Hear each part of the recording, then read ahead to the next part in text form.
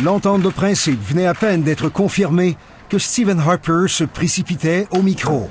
Lui qui attendait impatiemment ce moment depuis le début de la campagne. Aujourd'hui est un jour historique.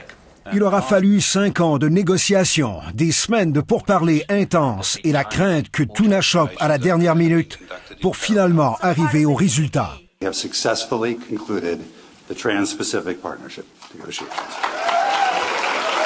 Les 12 pays riverains du Pacifique formeront la plus grande zone de libre-échange avec 40% de l'économie mondiale, un marché de plus de 800 millions de consommateurs.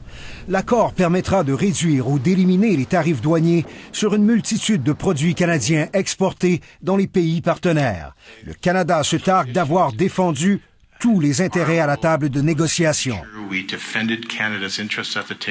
Les secteurs des métaux, de la machinerie, de la production agricole comme le bœuf, le porc et le canola pourront nettement y trouver leur compte dans des pays comme le Japon où les tarifs sont très élevés. Mais voilà, en contrepartie, l'accord procurera aux 11 autres pays un accès au marché canadien. C'est un accord tout à fait unique. C'est une décision tout à fait unique. Vous en faites partie. Vous n'en faites pas partie. Parmi ceux qui avaient exprimé des craintes, les producteurs laitiers qui voient une plus grande brèche s'ouvrir. Seulement une très modeste partie de notre marché a été ouverte. Les pays signataires auront droit à 3,25% de ce marché. Un compromis qui vient avec une compensation financière de plus de 4 milliards sur 15 ans pour les producteurs, mais qui inclut les dédommagements promis dans le cadre de l'accord de libre-échange avec l'Europe.